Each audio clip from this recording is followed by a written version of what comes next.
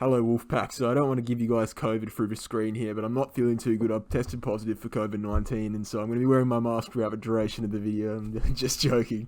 Back here on Bitcoin, excuse the trashy humour there, but voice sounds like a bit of a ridiculous kind of pubescent teenager here, so you're going to have to deal with that. But essentially, what's going on with Bitcoin is that it's acting like a bit of a clown. Now, if you saw my video yesterday with Mega Well Crypto, you would have noticed that Bitcoin actually dropped all the way down below this channel once again, and it's basically just scamming everyone at this point. Now, you will notice that I've kind of redrawn the channel a little bit here. I want to just give you a representation. I'm not going to redraw it, actually, but I just wanted to show you.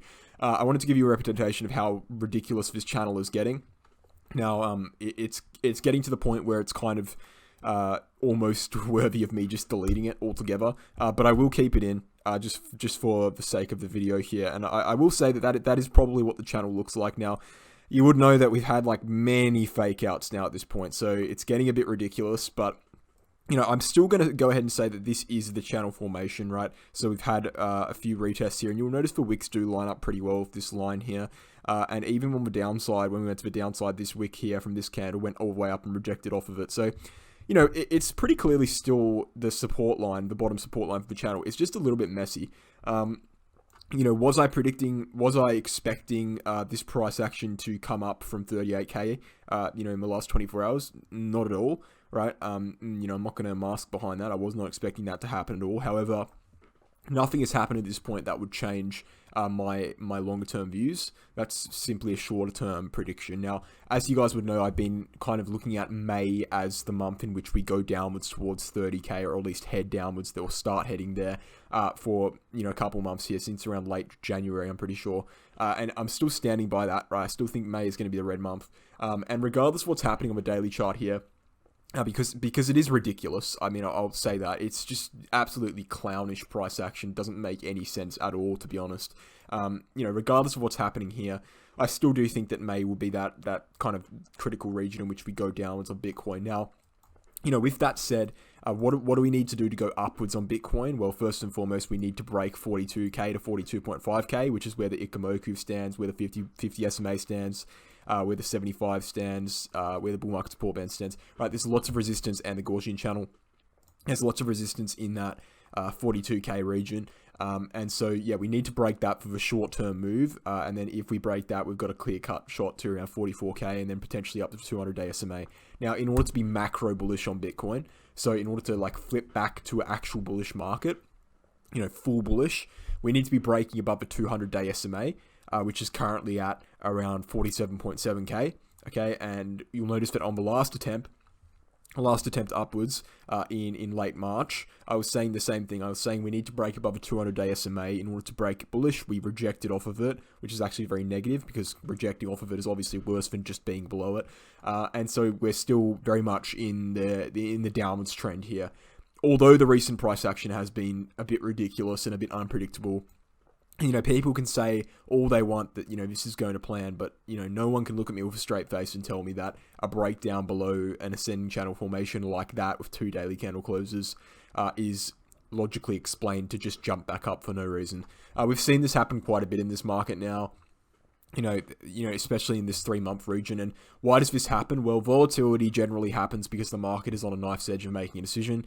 Volatility is a representation of a massive amount of indecision and panic from both the bulls and the bears, in which people are jittering. They don't know which way it's going to go, so they're buying, selling all the time, and it causes these massive wicks downwards and upwards and all this kind of manipulation here. So, it's just generally normal price action. However, obviously it's kind of making our TA look a bit ridiculous. But looking at the longer term, okay, and, looking at the longer term, I want to talk about interest rates at the end of this video as well, but looking at the longer term, all you need to do is realize the fact that we're still in the 4-year cycle theory. You can pause the video and take a look at this if you want. We're still in the 4-year cycle theory. We're still heading downwards towards 24k at 200-week SMA.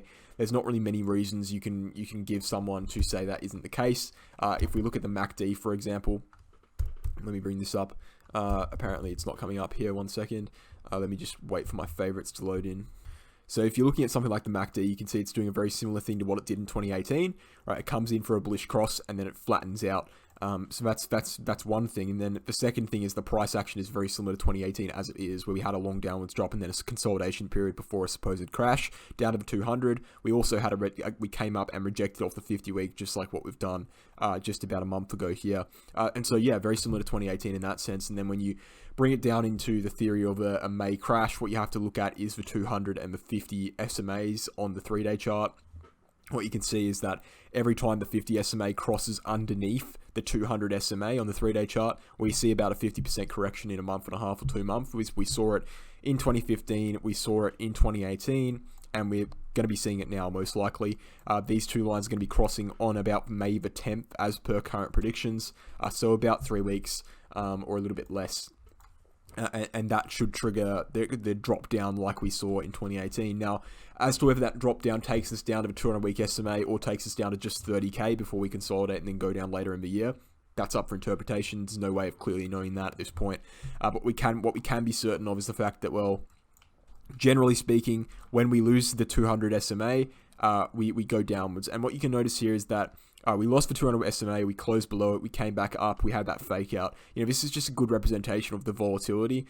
We had the same amount of volatility in 2018. Look, we keep breaking above lines, trapping all the bulls, then we drop back below, we trap all the bears, and then it finally happens. Then when they finally cross, we see that crash, right? So it's not necessarily losing the 200 SMA that triggers a cross. It's actually that triggers a dump. It's actually the cross between the 50 and 200 that triggers a dump, as you can see in 2018. And so, my video title yesterday, you will remember it, biggest sell signal in 2 years, is referring to this cross, right? This cross being the biggest sell signal in 2 years, in 4 years actually, and actually the biggest sell signal in 2 years would be decisively losing that 200, just like we saw in 2020. So let me just say that again for clarity here, because I mumbled up the words a little bit there.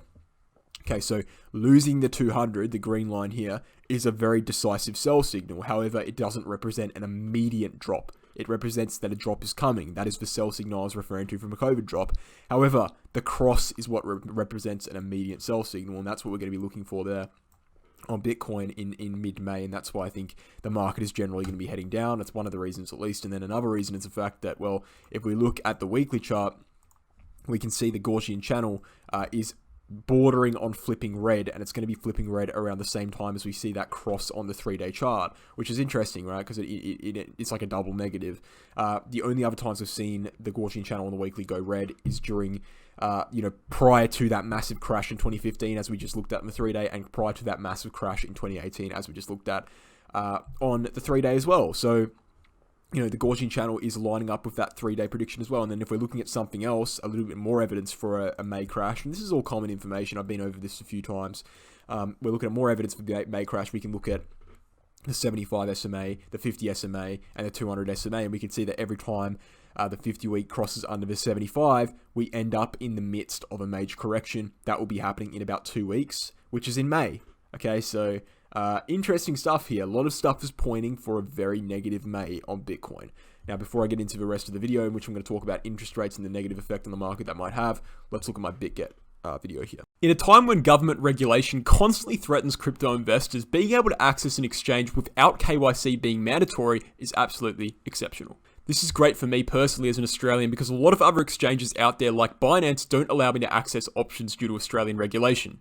BitGet additionally is also host to trading fees even lower than the vast majority of the major exchanges at just 0.2% per trade. Sign up to BitGet using my referral link in the pinned comment below or the description box, and you will receive up to 153 USD deposited into your account as a reward. So these are the government bond yields for the 1-year government bond here on Bitcoin. Now, as you guys would know, interest rates going up, or maybe you don't know, interest rates going up leads to basically consumers having less capital to spend, which leads to stock prices going down. Interest rates going up also means that companies have less money to spend because they're paying more money on their debt, and essentially stock prices just go down, right? All around the board, stock prices go down. And also the consumers have less money, and so we end up in a bit of a recession. People lose their jobs, companies have less money to pay employees. It ends up in a very terrible situation. So interest rates going up, although it fights inflation, is bad for the everyday person and bad for company stock valuations. So, when you see bond yields going up, This is essentially the government saying, we're willing to give you more money in return for you buying bonds due to the fact that the economic situation is risky right now. Because any investment, if it's high risk, it's going to be high reward, right? That's what the government's doing. They're lifting up the reward and rewarding you for investing in a time in which it's pretty high risk because there's, incoming recession. And so what we can look at in regards to bond yields is a pretty decent indication of where interest rates are going to be going. In a way, interest rates are kind of lagging indicators, right? Because the bond yields determine where the interest rates go. If bond yields are high, interest rates are going to be high, okay? Because that's, as I said, if it's high risk, it's going to be high reward, and the interest rates rising represents the risk rising, right? So bond yields are currently at a place in which, let's just go ahead and see here, we haven't seen this level of bond yields since around June 2019, and also since around February 2018. So what we can do is go ahead and see what the interest rates were in those specific time periods. In June 2019, we can see there, and February 2018, which we'll mark there, you can see that interest rates were between 1.5% to 2.5%. Interest rates are currently at 0.5%. What does this represent? It represents the fact that interest rates basically should be going up and should be currently, as per the bond yields, in the range between 1.5% and 2.5%, except they're down here at 0.5%, which means that the government will be raising interest rates drastically in order to reach kind of the level in which that is kind of foreshadowed by the bond yields rising. Okay, and obviously if this happens, which it will happen because that's just what the market's telling us, this isn't TA, this is kind of certainty. It will happen. If that happens, essentially, we're going to see some more blood in the traditional markets. Why has the S&P started going down? That's because there's been risks of interest rates rising. Okay, it's not been from anything else. Interest rates are going to be rising. They have been rising.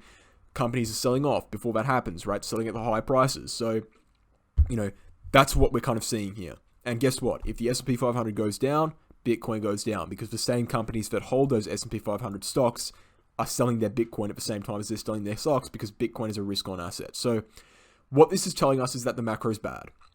And this is why I'm not really worried about the daily chart jumping back within an ascending channel because the macro is much more important than that. The macro is saying interest rates are going to rise at least another 1% or at even another 2%. In the immediate short term, not to mention it could go much higher than that. And so, when you're looking at things like that and you see the consequences for that in the macro, it makes you not really worry about the day-to-day price action on Bitcoin. It makes you worry about the week-to-week price action. So yeah, I don't think Bitcoin looks good. I don't think any market looks good right now. And the sad part about the current state of the market and current state of everything economically is that there's no safe haven, right? You can't hide in real estate because if interest rates goes up, house prices generally go down.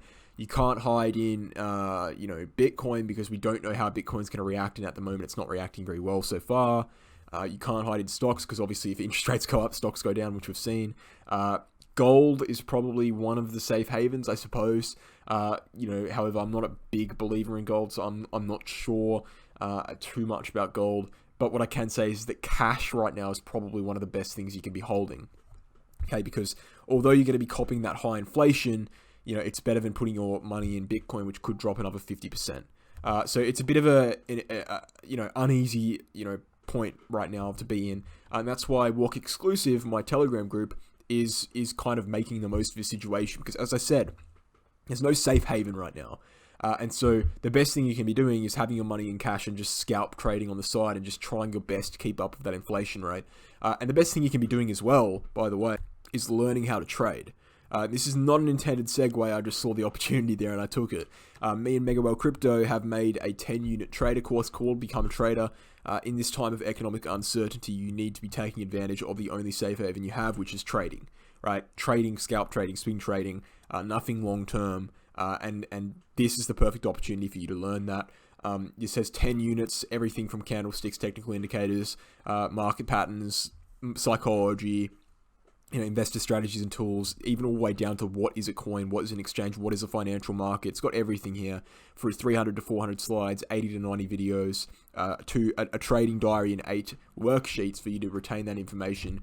If you want to learn how to trade, this is definitely the best place to go. You can email us here at cryptoacademycourses@gmail.com to find out the price and payment information, and also ask any questions you have about the course.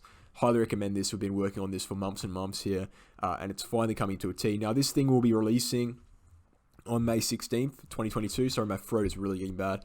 May 16th, 2022 will be releasing, but you can pre-order now for a discount, and you will receive that information on May 16th, 2022 regardless. So if you pre-order now, you're locking in a much lower price, and you'll just have to wait for it to come out on the launch date, but that lower price is definitely worth it because the price will be raised on that release date. So I'm interested to see if any of you are interested in that. We've got a lot of interest in that so far, a lot of people signing up, and so if you want to learn how to trade, this is definitely the place you need to go. But back to the video here.